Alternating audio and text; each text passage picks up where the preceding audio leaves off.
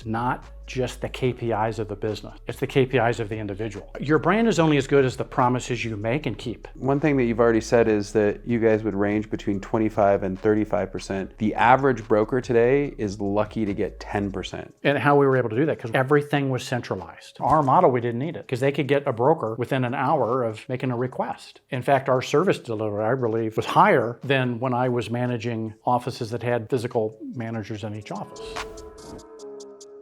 Hey everybody, Daniel Ramsey here. I'm super excited because I'm joined by Mark Johnson. He's a dear personal friend of mine, and he's had a couple really cool things happen in his life. One in particular, an exit from the real estate world, Yes. which I'm super excited to dive into. But Mark, first of all, I just want to thank you for your time and joining us today on our podcast. Yeah, well, thanks for having me. It's just a joy, and I've loved following you and your success and that of your team. All right, so let's dive into your story. Let's give everybody, especially the audience, like a quick blip. Who are you? You know, your story. Yeah.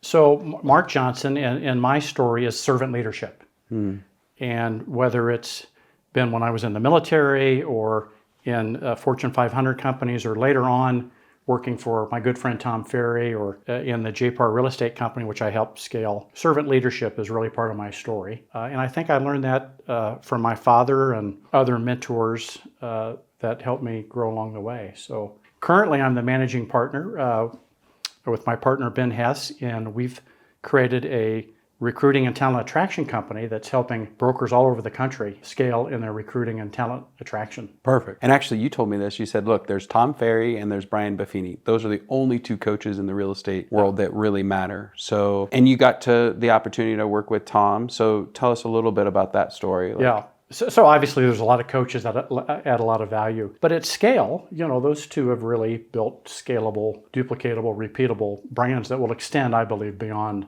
themselves. Working with Tom, he reminds me a lot of you, actually, by the way, in terms of his entrepreneurial mind, his ability to solve problems for a profit, and a servant leader. I mean, he really wants to add value. His mantra is, we solve problems for a profit. We figure out how to solve problems for a profit, and learned so much from Tom just about servant leadership, solving problems, scaling a business. And a lot of that is what I took to JPAR to help scale that business up. All right, let's dive into that story, because that's actually what I'm curious about. I know a little bit about what you've accomplished there, but I want to hear that story. Like, when did you join?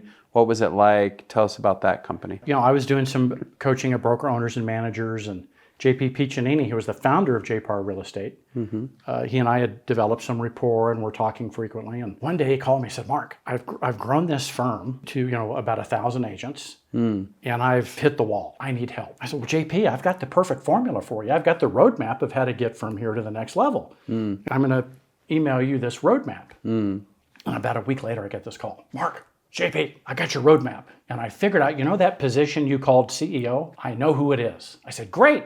Let's go after him or her. He said, it's you. I said, well, I was in Southern California. My boys were there. My family, I was rooted there. It's like, I ain't coming to Texas. Yeah. And he said, yeah, you are.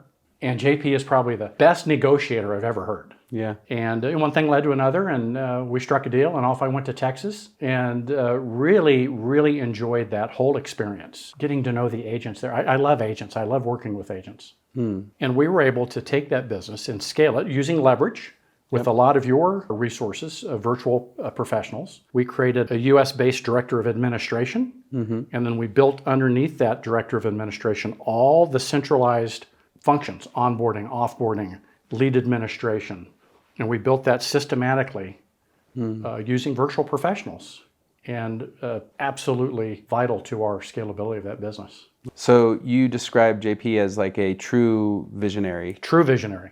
Which means what? And I'm curious how you interacted with him and how you guys led the company together, and like what the rules of engagements, you know, because I think that's an interesting concept. Yeah, it's an interesting dynamic because we both shared some visionary characteristics, but we didn't exactly follow the EOS model, but we needed, you know, a visionary and an integrator. Right. In a sense, he was that visionary, I was that integrator that could pull the pieces together and make things happen. And that dynamic worked really well for us. And so that was the dynamic. You know, he would create, Mark, here's my vision, and I'd figure out how to pull that together and make it, operationalize it.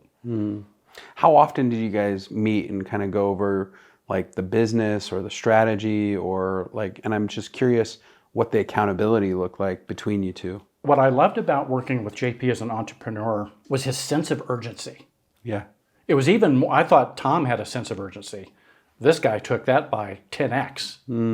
And he had a very innate ability, which I have, but I mean, not at his level, that would see a market dynamic. We need to attack this like now. And so that speed of that sense of urgency required frequent meetings. And, they weren't long. They could be from 5 minutes to 30 minutes. Yeah. I don't think we ever had more than a 30-minute meeting ever, though. Wow. Because it was just, Let's go. let's go. How, what was it like? Because sometimes visionaries can also be undisciplined in their communication and their directives and also going around you to your direct reports versus going directly. I'm curious how you managed all that dynamic. All of those things. Yeah. But our dynamic was perfect for that. One, I got it. I had some similar characteristics, but I had enough of the ability to take that and structure it so it was productive. Got it. And he allowed that filter, and consequently we were able to massively scale. I mean, we grew at 5x, and we started in one state with 1,000 agents. We ended up in 23 states with 4,000 agents. Wow. From a single brokerage to a franchise operation. It was pretty impressive. And just the brokerage alone, by the time we exited, we ended up being the 35th largest brokerage in America based on volume. Interesting. So what was units, not volume. Yeah, units. Okay, so what were the challenges in that journey? And I think it's important to share with the audience. Regardless of the industry, growing and scaling a business is just hard work, and there's lots of roadblocks, and there's lots of things that come up. Sometimes you need different people, different systems, different processes. Like it's mind blowing how challenging it is to actually grow a business. And here you are taking it from 1,000 to 4,000, from not on the radar to number 35 in the country. What were some of the bigger challenges that you overcame? Lots. Yeah, all of them. All of them. And one of them was we were not afraid to fail. There were many things we tried that didn't work. Okay. But we kept trying. We started for lack of a better word, a retirement plan that flopped. Interesting. But the way we were so transparent with our agents and what we were trying to do, and they knew we had their best interests at heart, they trusted us. And so when things didn't work well, we tried this, it didn't work. On the other hand, we rolled out a healthcare plan that was phenomenally successful and still in place today. So part of the challenges were communicating what we wanted to do and why, and putting it out there to see if it worked or not. Sometimes they didn't work and sometimes they did. And when they didn't, navigating through that, we launched a centralized mentoring program. Okay. And it took us 4 people to get to the right person to lead it and manage it. Wow. But we didn't give up because we knew the endemic goal was we needed this program. You needed to have that program in place. And we kept iterating until we figured it out. How long did it take? It took us about 2 years to get the right formula. Wow. And so what I would say, one of our unique capabilities, us as a leadership team, is we never gave up. We knew the end goal. We may not know exactly how to get there, but we would go down a path. And we didn't wait. We didn't analyze and paralysis by analysis. Let's go, because we know that's the right way to go. And then we'll iterate, and we would constantly iterate until we figured out the formula. What do you think your biggest lesson learned with your time growing and scaling was? And I heard your first one. Your first one was you guys had a massive proclivity to take action. Number one. Number two, you didn't give up. You just took a path and you didn't stop until there was an accomplishment or something was, completed. What do you think you learned during that time? You as a leader, as a CEO? I think one of the biggest lessons I learned, as close as you think you are to your people, you can't get closer. You're never close enough, knowledgeable enough, what motivates them, what their goals are, what their ambitions are, what their family ambitions are. Do you have a story where you learned that? You lost a person or? Oh, lots of stories. Yeah, lots of stories. Whether we lost an agent, maybe because they perceived they were a widget or a number, that they weren't cared for. Yep. Or an employee who maybe we weren't as close to in terms of their personal goals. Right. We used to celebrate. One of our employees lost 100 pounds. Wow. And one of her big goals was to lose that weight. And we would celebrate each 10-pound, milestone. Was that uncomfortable for her being a woman, or? No, because she wanted that accountability. She wanted the peer group kind of pressure. And of course, we talked through it. Is it okay? And how do you want to? Yeah. One of the biggest things I learned is it's not just the KPIs of the business. It's the KPIs of the individual. I want to lose weight. I want to go to community college and get my degree. I want to help my family do X, Y, and Z. So it's their KPIs and our KPIs together, which was a big learning for me, that personal side. It was more than just business. And that probably helped with retention. It helped with team camaraderie. What other benefits? Yeah, all of those benefits. And I believe it was part of our profitability. Because we were centralized, we were so efficient, we were running between anywhere 25 to 35% EBITDA. We would bounce between those numbers. Jeez. Sometimes we'd invest and we'd drop a little bit, and so that dynamic helped us, because everyone was part of it, drive profitability. Well, that's why I invited you today, is that story around your profitability, your exit. It's unusual for the real estate space. And I think this is important. If you're listening and you're not in real estate, it doesn't really matter. We're going to talk through model, profitability, how to build teams. Like, the reality is, as you're growing and scaling, you want to kind of model yourself after other companies who've won. And so what I'm hoping for today's podcast is that people can hear your story, think through their model, and find ways to actually juice what they're trying to accomplish. Yeah. And I think the magic in our model, what we did, we knew in other industries outside of real estate that centralized services drove efficiency, drove service, and drove profitability. Yep. And no one in the real estate space had really centralized. So we centralized everything, from broker support to onboarding to offboarding. We didn't have managers in any physical locations. Everything was centralized. And that drove massive efficiencies, and it also drove a higher service to the ultimate consumer, which is the agent. You can have a checklist where you check everything off the box, but the end goal doesn't get accomplished. And that's a weird nuance. Unless you've led teams and people, like, you're like, well, my boss told me to do this thing and I did this thing, but then you piss the customer off, or you create negative energy in the business. And so how did you measure service to your end user agents? So we measured quite a few things. And we started with the outcome from our customer, which we viewed our customer as the agent. That's right. And the agent's customer was the consumer. Perfect. So we were really clear that our customer was not the consumer. Right. Our customer was the agent, and the agent's customer was the consumer. So we got the value chain right. So we didn't worry about the consumer. That was the agent's job. Then we took. But wait a minute. Okay, go ahead. I'm interrupting because I have to. Yeah. But wait a minute. What about my brand? We got real clear. Our brand was to the agent. Their brand was to the consumer. So there was never a point where you guys had radio or television or the signs, or like there just wasn't company branded stuff. That didn't matter. We were very clear.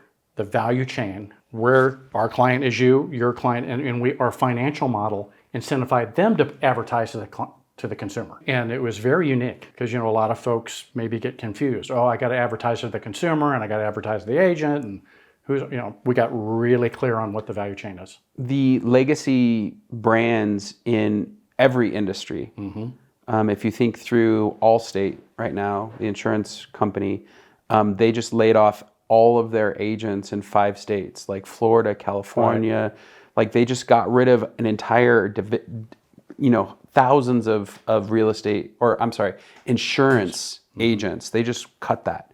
If you think through what it means to be a travel agent, another industry that's going kind of out.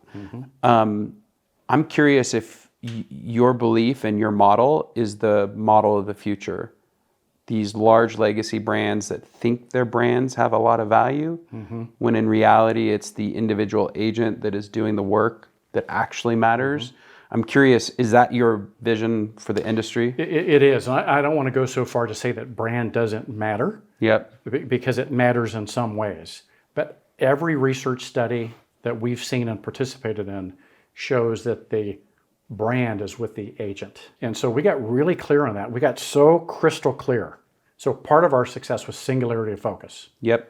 Our brand is to you, your brand is to them. Here's the value chain. Here's how that works. Yeah. Then we took the KPIs from what do agents in the real estate space really value. I want to get paid on time. When I need a broker, I need Questions. I need quick support. Yep. And so we measured that. Okay, do you get paid on time? How long does it take for you to get a hold of a broker during the week, during the weekend? Yep. And we measured that performance to them. It's almost speed to service is the Speed to service. the metric. And your virtual professionals would call me and say, Mark, I know, they would call me in ahead of time if they missed a KPI. Because they knew I watched them like a hawk. Right. Because that was our promise. See, to me, Daniel, that your brand is only as good as the promises you make and keep. That's right.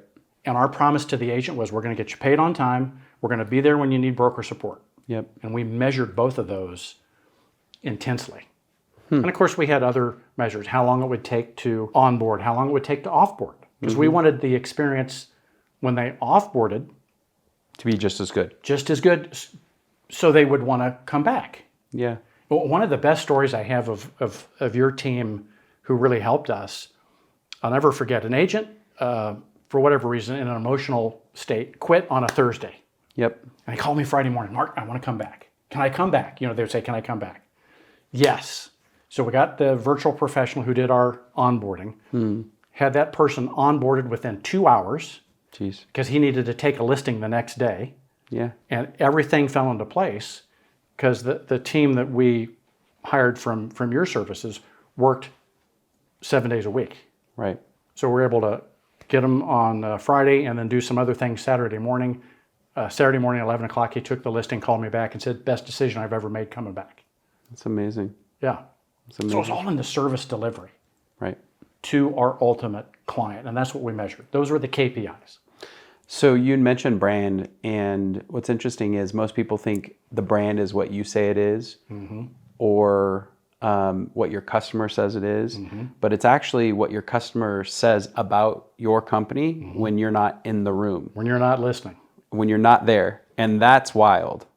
And what our agents would say when we're not listening is, I can get broker support when I need it, and I get paid on time and accurately. Yeah, And that was our brand. that's amazing.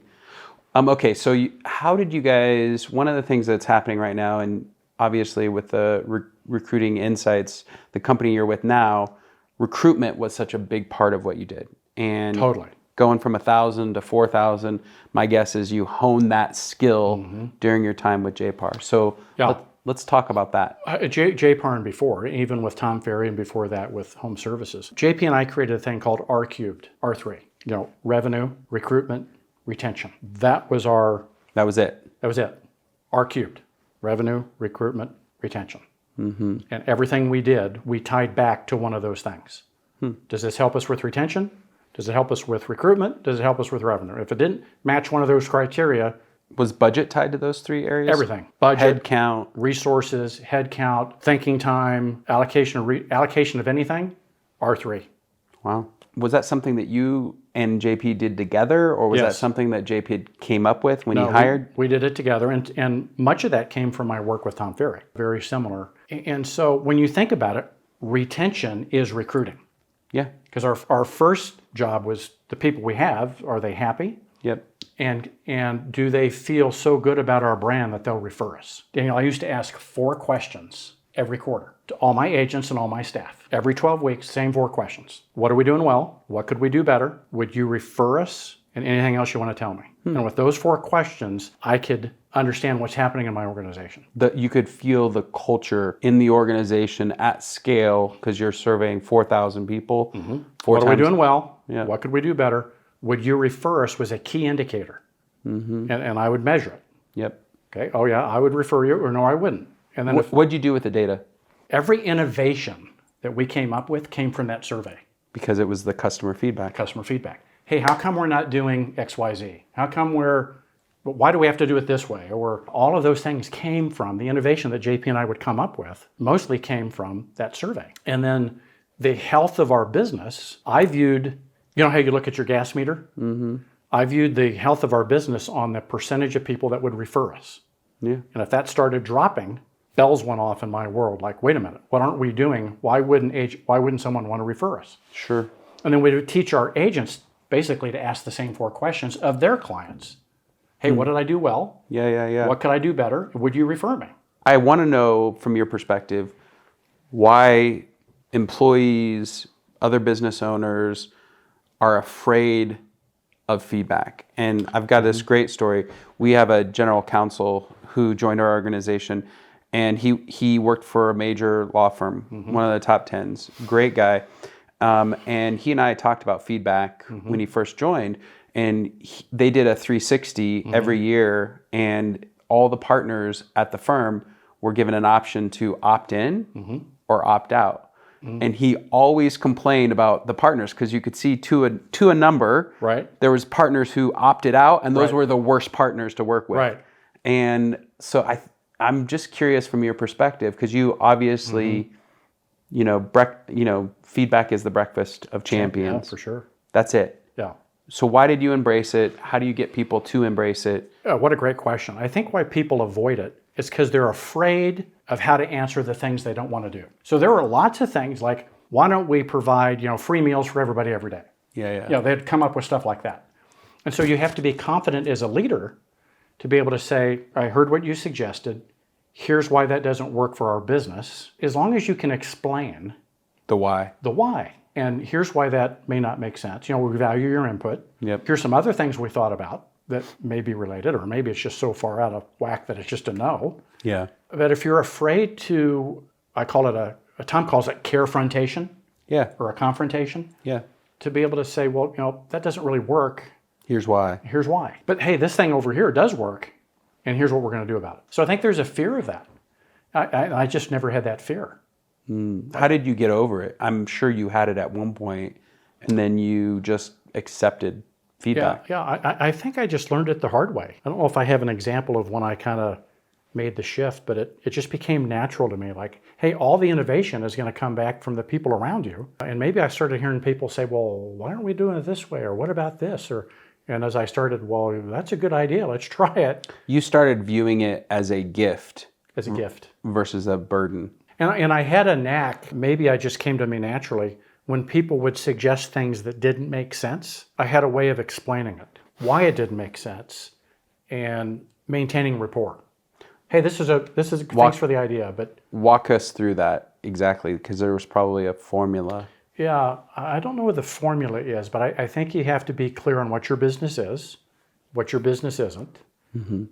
Someone comes in and suggests, we would get all kinds of suggestions to go into other businesses. Maybe that's the best example. Like, well, why aren't we in, Staging. staging? Yeah.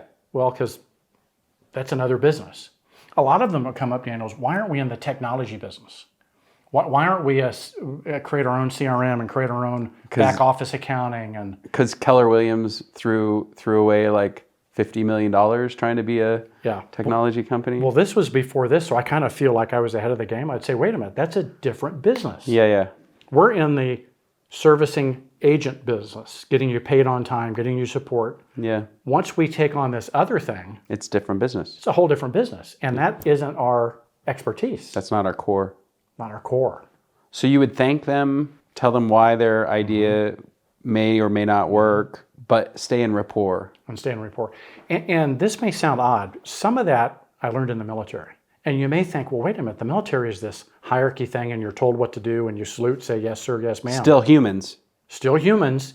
And the best leaders I worked with in the military, not in battle, but could explain the decisions they make and why they're leading you down that path. There's times when you need to, hey, we got to take that hill. That's a different dynamic. Yeah. So a lot of things I think come throughout your life to build your leadership portfolio. And I've been blessed with just working with some amazing leaders that I've learned from. Yeah. So let's go into the virtual assistant part of the conversation. And what's interesting and unique about your story is that they were very integrated into the business Totally integrated. during the scaling period. And I actually didn't know this until after you left JPAR. So it's cool to hear it Yeah. after, Right. so So walk us through the story. Like, how did you use them? What was it like? What did you learn? Like the whole thing. So the strategy was we had a roadmap of the business, and we had a roadmap of U.S.-based department heads. Right? We started with the Department of Administration. Yep. And then the head of that department, we overlaid virtual professionals in every vertical we wanted to centralize. We started with 1, we ended up with 15. Right. And so we did it by function as we could grow and as we could afford. The first virtual professional did everything from onboarding to offboarding to lead management to you train them all purpose. everything. Just like all of us, same in the business. We all had multiple duties. And then as we had scale and everything was bootstrapped. We didn't take a loan. No debt. No debt, 0 debt. So you grew this 4x Organically, bootstrapped. What were the challenges in that? Because now this is the virtual assistant thing is interesting operationally, but the fact that you 4x'd without any capital, that also makes you guys unique. Yeah, it's very unique. And it was, there's always pressures to say, well, gosh, we could do more. If we took on some leverage, we could do more. We always stayed within our means. And we were blessed because of our model and our approach and our servant leadership, we were attractive to agents to come join. And because we were truly serving them, solving problems for a profit. So the challenge was that it's always easy to, oh gosh, we could do a lot more with leverage, but we never bit that apple. So, staying within our means, using the virtual professionals, growing organically as we went, and then as we would earn our way into it, we could expand into the next, we could take one of those duties off. Hold on, that's a leadership management nugget, and I want to pull it out of you. Most people think they spend the money and then the result comes, but it's the other way around. You've earned the right for that leverage. And it's so hard to explain that to people, especially new leaders, new individual contributors. Like, you have to go out and actually take the mountain first to get the flag, to poke it in. Yeah, and our virtual professionals and our US-based professionals sometimes would struggle because we would bring them to the limit of breaking their KPIs. Yes. Before we would add the next. Yep. But as we explained, here's how that works and how it benefits them. And because we never, even through COVID, laid off one person. That's right. We never had a layoff. I had been in some previous businesses. I had worked for a large Fortune 500 company for a time, and I learned it from that leader who was pretty tight with the investment. And he would always tell me, Mark, when we have a downturn, I don't want to have to lay somebody off. Yeah. So we're going to run lean. We're going to run tight. Yeah. And when those downturns came, we didn't, so I learned different things along the way from different people. This is another nugget, and you're just pulling all these good things out for our audience. But if you work for a large organization, many times their leaders are inept to make organizational change. And so what they'll do is they'll just cut an entire division and then relaunch it with a new brand, a new name, with a new mission and a new thing. Well, for me and for you, leaders like us, like, I want to run lean. I want to be able to move my people when there's a challenge like COVID or something, and to reconstitute a new purpose for that department. And I think that's the difference between a small privately held company versus these large organizations with hundreds of thousands of people. And I think it makes us better. It makes us better leaders because we've had to force change, force efficiencies, force accountability, and I think more people should operate like that. Yeah, and we did have to make some adjustments during COVID, but we didn't have to lay anybody off, and we did rearrange some of the duties, and no error in running lean. That's right. Yeah. Okay, so the new brain, going back to the virtual assistant thing, when it was new to you, like, what were your initial thoughts? I'm going to try this. I'm going to see if it works. We always tried things to see if it worked and then iterated. JP and I were always aligned that way. And we didn't overthink it. And our bias was to take action. Action, action, action. Love it. And that's what we did with this. Okay, what do we have to lose? Doesn't work? Well, then we'll try something else. Right? Yeah. And it worked. Yeah. And then the next one worked. And then and so then we oh, hey, we're on a formula here. With your staff and your process, we could find the right person with the right skills to do the task that was needed. And then our director of administration what was the glue, who could keep all these moving parts together, pull that team together just as if they were right here in this room. How many folks in the US did you have to virtual professional? Like, what was your percentages? Well, I don't remember off the top of my head the exact percentages, but it was definitely skewed to the virtual professionals because we only had the department heads were US based. So my director of recruiting was US based, the director of administration, the CFO, right? Those were the department heads were. So probably, if I had to guess, 50-50. What was the challenge in getting, like, imagine a CFO coming in, like, what do you mean? I don't have a team? I have these guys in the Philippines? Like, how did you indoctrinate leaders inside your organization to accept this 50-50 kind of role? We showed them the model of how it worked in the other departments. Yep. Here's how that scales. Here's how that keeps our, provides great opportunities for people, but also keeps our models low and allows us to centralize. And so part of the interview process is we would interview people coming into those department heads. That was, we were probing for that type of open-mindedness and that type of innovation and people who could adapt to that model. Was there any downside to having virtual assistants integrated in every part of your organization? I don't think there was any downside other than the downside of anything else. Yeah, in a couple cases we had to go through a few people to get the right person. Yep. But you have that in anything, right? Everything has a pro and a con, right? Yeah. Part of the con was, you're not going to sit together in a room like this and have dinner together. Yeah. We would do virtual dinners. Yeah. So that's different. Well, that was my next question is, like, how did you build team cohesion, culture, when 50% of your people are in the Philippines and 50% are with you there in Texas? No different than you would in anything else. We would have team meetings.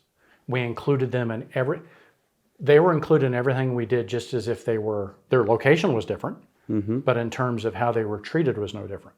Did you have to revamp your systems and processes to allow that virtual world? Yes. You have to be a master of Zoom. You have to be a master of email and text communication, WhatsApp. But we also took that extra step. So as you know, in the Philippines, a lot of times, I think they have 26 typhoons a year. Yeah. Lots. One of our virtual professionals' home was wiped out. We all chipped in, made a contribution. There was no difference. Just if it's one of our US-based people had a tornado or whatever. And so even today, even though I've been gone over a year, I still hear from most of those virtual professionals. Every once in a while, when my wife and I go to Jollibee, I'll send them a picture of us by the Jollibee, and they'll, we miss you or whatever. Yeah, Jollibee is like the McDonald's in the Philippines, just so you know. If you don't know Jollibee. So funny, when I was in college, I did when I was doing my MBA, one of the assignments we were done was a case study of Jollibee. There you go. Yeah, so I never knew how that would end up one day meaning something, but it did. That's crazy. What are the happy surprises about working with MyOutDesk and virtual professionals? Stuff that you didn't expect that you just got? I think it's the same as all of the staff that I work with, is the joy when something they do or something they've learned comes to life for them, and they come back and tell you, "Hey, boss, it worked. This worked," or I overcame this obstacle. Yeah. And so it's the same as, I think, working with anybody, seeing them grow into something that they didn't think maybe they could do. With JP, you had equity in the business. Did he treat you as a partner? I'm curious about the relationship and how you guys navigated that founder CEO relationship. Yeah, he was really very gracious in that relationship. I don't know that I'd call it a full partnership, but it felt more like a partnership. He clearly was the founder, and it was his money, right? And his vision and the risk he took to start it. That was certainly clear. But I never felt like a cog in the wheel or a means to an end. I never felt that way, ever. So he did a good job caring for you. Yes. As the CEO of his organization. And how did he empower you? What was that relationship like? We were aligned on the vision. We were clear that our client is the agent, agent's client's the consumer, Our brand is to the agent. We were so clear on that vision And the metrics. and the metrics. And the rest was go make things happen. Was there ever a point where you didn't hit numbers or you disappointed JP, or there was a tough conversation where you had to kind of push back and say, hey, this isn't in the plan? Or I'm just curious about the dynamic between you guys. I think any kind of relationship has its dynamics. You know, there's always talent attraction and recruiting challenges. Even as good as we were, Yep. we could have been better. We restructured our talent attraction department probably 4 times, iterated, okay, optimized. And we tried some things. Mm-hmm. You know, we staffed up and then we pivoted. Sometimes those were tough conversations, but we never lost sight of the end goal. Serve the agent.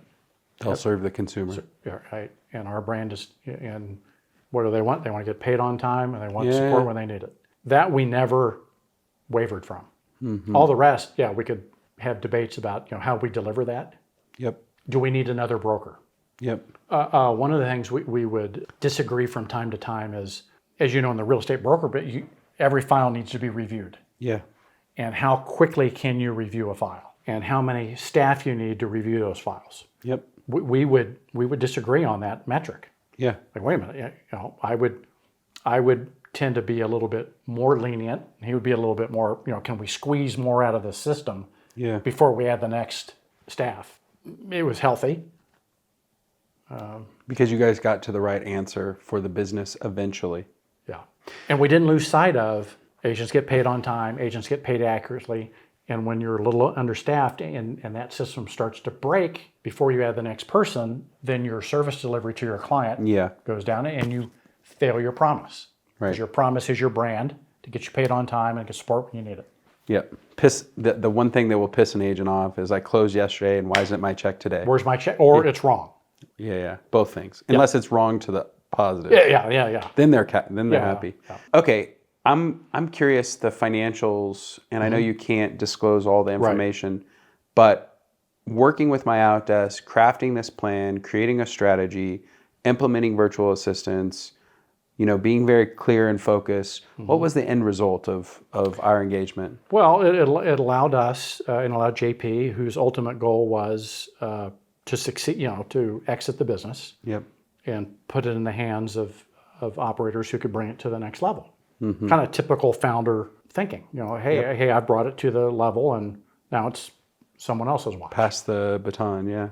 So it allowed us to scale and ultimately achieve that vision he had above the industry average. You know, we can't get into details, but you know, it was healthy for everybody. You know, one thing that you've already said is that you guys would range between 25 and 35%.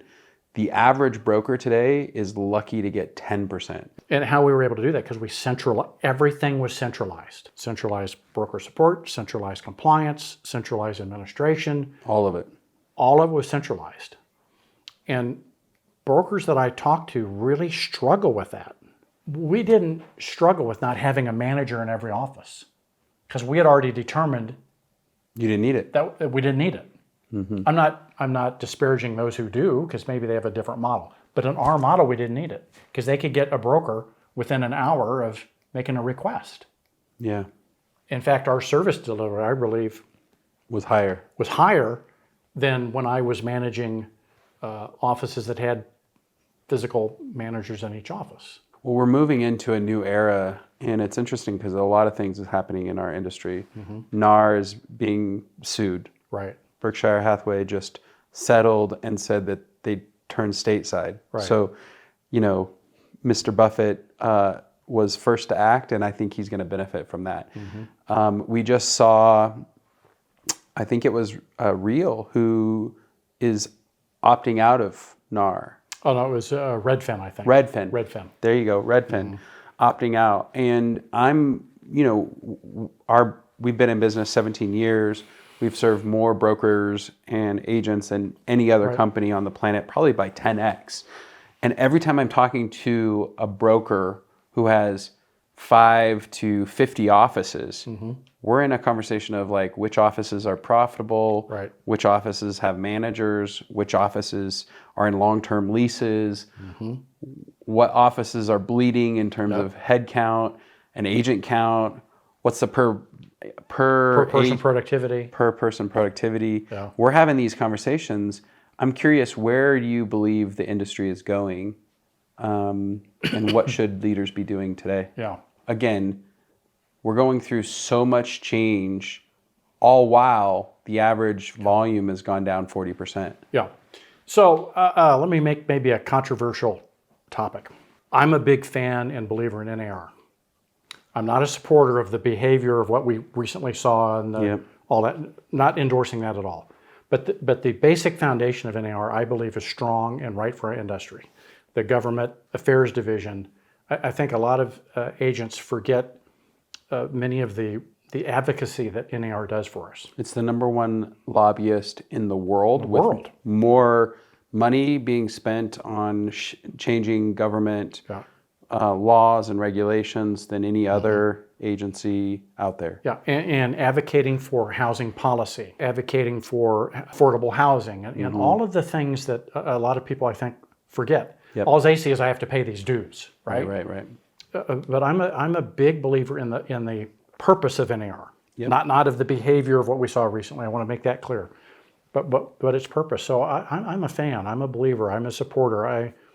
I served on the top 75 broker council, and got to know Lawrence Yoon, who's their chief economist, who's one of the top 10 requested speakers from MSNBC and all his data and knowledge and insight, and the chief legal counsel and all those folks. By the way, we interviewed him about a year ago when the market started going crazy, and he predicted exactly what is happening right now. He's brilliant, and that type of resource, I'm willing to pay in my dues for someone like that to represent our industry. So I'd encourage agents to really look through beyond the surface and what the local associations, the state association, the national associations do. The buyer lawsuits. There seems to be three camps. The camp that says nothing's going to change, the camp that says everything's going to change, and the camp kind of in the middle. Which means we'll have to disclose more, and there'll be more transparency and more optionality for buyers and sellers. And I'm more in that camp. I'm more in the camp of we should be disclosing. I required at JPAR, we required every buyer-broker agreement with every buyer. Yep. It was just a requirement. So it had to be disclosed. Here's how it works. We did lots of education to the agents on how to explain how commissions work to the consumer. I believe I'm more in that middle camp where more transparency, more disclosure, more openness. So we'll see. But I think that's coming. There's more and more. I'm going to call it the Moses effect, the splitting of the waters. The new models. Whether it's Real, EXP, Worth Clark, Fathom, and the traditional models. That division is becoming more clear. Which I think the implication as leaders are, you have to be comfortable in your own skin and who you are. You have to choose your camp. Are you a branded legacy, higher service, higher value offering, or are you in the low cost, centralized location? And they both have their place. Yep. I used to work for a fella. I'll never forget. I laugh every time I think about this. He said, "Mark, you can be a chicken or you can be a duck. You can't be a chickaduck." Chickaduck. Chickaduck. Yeah. And I always remember, it's like, hey, you're a chicken or you're a duck. Well, and I think the business lesson there that a lot of people forget is they want to be like low cost and provide great service, but you can't. You have to be either low cost and a very small amount of service, but the essential services, or you're high touch, high cost, all the things. Right. And you just can't play in the middle. And I think that's what's happening right now is brokers that are trying to play in the middle are getting squeezed. I use the example. I used to use the example with some of my agents. There's Nordstrom's. Yeah. There's a place for them. Yep. There's Walmart. There's a place for Walmart, and there's Amazon. Yep. Right. And all of these businesses, I believe, are going to survive. They have a niche. The key word, I think, is niche. Yeah. They know who they are. They know who they're not. And they're not trying to be all things to all people.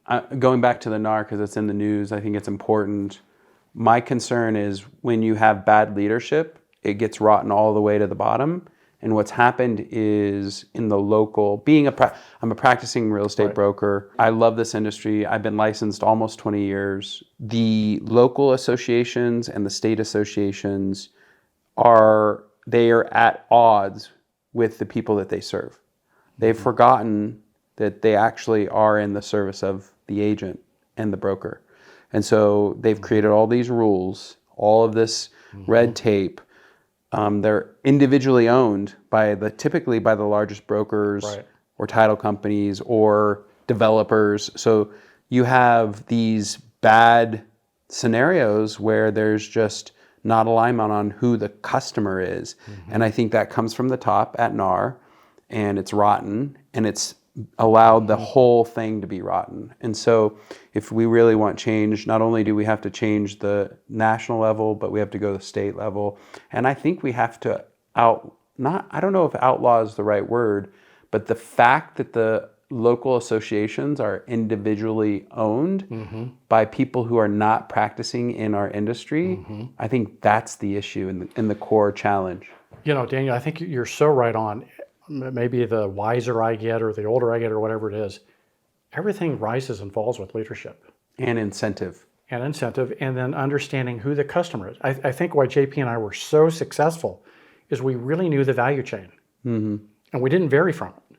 To your point, if you aren't clear on what the customer, who it is and what they need, and I go back to my survey, what are we doing well? Yeah. What could we do better? Would you refer us? Yep. Which right now, they would get really low scores on that. And if they're really taking that feedback and adjusting as a servant leader, then they wouldn't be in the position they're in right now. Now, did you, because you sold, and again, what is it? It's 0.04% of businesses never get to the revenue size. You know, like there's a very small, it's rarefied air to be where you were. Right. Number one. Number two, to have a successful above industry standard exit and a 3x above industry standard profitability, like all those things mean that you guys were, you know, best in class, right? I would say best in class. Yeah. Vision, leadership. Absolutely. I don't know who created the quote, but I repeat it all the time. A system will produce what a system will produce, nothing less, nothing more. And if you're not happy with your results, be soft on the people and hard on the system. Yeah. We had systems in place that generated that result. But my question, and this is interesting, and this is really good value for the audience, did you transition that know-how and that technology, because it's a technology. What you just talked about is like, look, here's why we exist, here's who we serve, here's our metrics, like here's what we're only focused on. Like, did you give that to the folks that bought the company? Because did they change it? And is that why the results there? Like, I'm just curious. Well, you know, everybody has their own business philosophy, right? Unfortunately, the market dramatically changed. Yeah. You know, over since that over the last 2 years. Yeah, it's dramatically changed. So you know, you can go back and analyze a lot of things. I think the average agent's income is down 30%. Yeah. Now that's an average. That means someone's a lot more and some are less, obviously. But I was reading today, I think there's someone is suggesting who's done a study of agent movement that there should be 500,000 agents who exit the industry. Right. So it doesn't matter who buys a business. You know, in that kind of environment, you're going to have a tough time. Yeah, it's a third of all agents out there. It's a third of all agents, and all of the metrics are built around agent growth. Right. And when you're in when the pie's shrinking, you got a tough road ahead of you. Yeah, but I understand why they've struggled, but I'm curious, did you transition the culture with the asset, the business asset? I think so. Yeah. But then they just haven't picked it up and continued. That I don't know. Yeah, that I can't really comment on because I don't know, but because everybody has their own operating procedure and their own way to run something. And I think I've learned as I've gotten older, it's not about right or wrong. It's about optionality. Yeah, and what those leaders want. I have a really good friend. He's a roofing contractor, and he just purchased a business from a founder who didn't like paper, didn't have process and systems, didn't have anything put together. And so my friend went in like a bull in a china shop and like, I'm going to change this, I'm going to change that, I want to do this, I want to do that. And what has happened for the culture of that existing business is that a lot of their best people want to leave. And they see all this change as fear. And so, this idea of transitioning a business, but keeping the culture so you don't lose the employees, I just find it fascinating. Yeah, super important. In that regard, I think in the first 6 months, we didn't change anything, which was very good. But you make me think of something going all the way back to JP's vision. Now, this was 10 years ago. This company started 100% paperless. Yeah. And has remained paperless ever since. I used to have people think, well, can I fax you this? Can I hand this document over? We're 100% paperless. You're like, I don't know how to do that. Yeah. We don't know how to do that. Yeah. We didn't have a fax machine or a phone in the entire company. And so just that vision alone helped us drive, we didn't have copy machines. Agents would say, well, where's the copy machine? At Kinko's. So Kinko's. Yeah, or FedEx. We created a national agreement with FedEx where they got a code and a special deal. Mm-hmm. Go to FedEx and do your thing. So that vision is what drove all the profitability. Everything, yeah. What? Not a phone, not a fax, so we didn't have any of that equipment. Yeah. And as you know, that's expensive. It's expensive. Yeah, try to buy a copy machine. It's $10,000. It's nuts. And then service it. Yeah. And then when it breaks and there's no one there, all that. Yeah. One curiosity, I know that choosing JP as a partner ultimately was a good move for you. Yes. How did you know it was the right move? How did you make the leap? I don't know if you're comfortable with incentive package or what attracted you there. I'm doing this for other entrepreneurs who would ever consider as a founder to hire a CEO and what it would take to get somebody at your caliber who could 4X their business. Yeah. Because JP couldn't. He recognized that, and that's why he needed you. And I'm curious what that whole journey looked like. One, it wasn't something I was looking for. I was working for the Tom Fair organization, very happy, doing all that. That's how all the best hires are made, by the way. So this, came out of the blue. The founder realized, hey, if I want to bring this to my ultimate vision, I need to start surrounding myself with other folks that can help me do it. Do that. We had developed a rapport and relationship, and one thing led to another.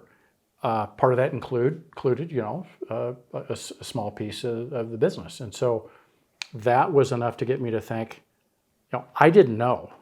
It was a leap of faith, and I wrote a book called One Hell of a Move. Yeah. About that leap, because I was going from the known to the unknown. But the piece, for me, the excitement of having a part of the business, taking something that I felt good about. I felt good about the model. I felt good about the philosophy of how to grow that. Excited me. How long did it take him to get you? Was it a year? No, 6 months? It was about 6 months.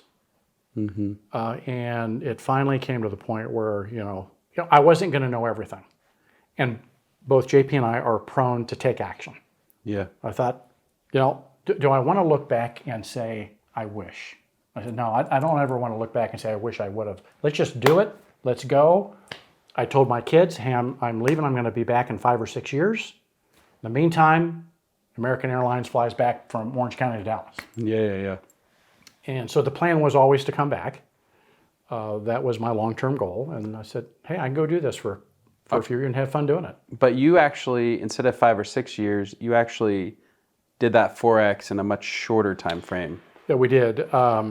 We had, I forget the years, but we accomplished the goal of the exit earlier than we had planned. By how many years? By about 2 years. And then I gave the new ownership, my commitment was 2 years. So is there a total of a little over 5.5 years or so. Okay.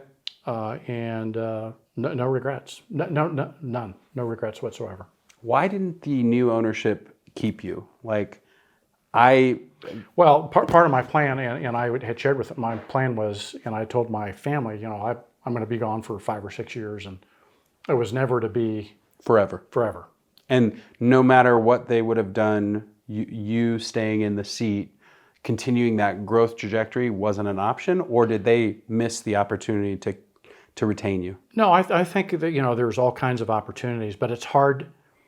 It's hard to be a remote CEO from a distant location. Now your model's different, right? You can do that because you have people all over the world, right? Yeah. But in this model, I don't know that it would have worked. With me, let's say being California based. Yeah. Maybe it could have, but I think it was just time. It's interesting. Okay, as we wrap up, what advice would you give to somebody considering hiring a virtual assistant, bringing them into the world and creating that centralized service model? Well, first, have a clear vision. I'm an Army guy, so one of my favorite quotes is from like General Patton would say, a plan that's kind of half done is better done now than one perfectly thought of 6 months from now. Sure. Take action and then iterate. Mm-hmm. And so many folks I meet with are afraid to take action because they want it to be perfect. Mm-hmm. And what I found is no matter what your plan is, it never rolls out the way you plan it. It's never perfect. So just get started and then iterate. Yeah. Now, I learned that the hard way, but then I just got comfortable being, okay, well, my good friend Tom Ferry would call it perfect. Yeah. Oh, perfect. We got now more time to make it better. Oh, perfect. We got time to learn. We got time to retool. Oh, perfect. We've got time to... Yeah. And so as I learned, okay, perfect. We got time to change it. We got time to reiterate. And as long as your vision's clear and the purpose of what you're wanting to get done, serve the agents, get them paid on time, servant leader, take action. Take action. Take action. And that's a wrap. And that's a wrap. There we go. And that's a wrap. Take action. Take action.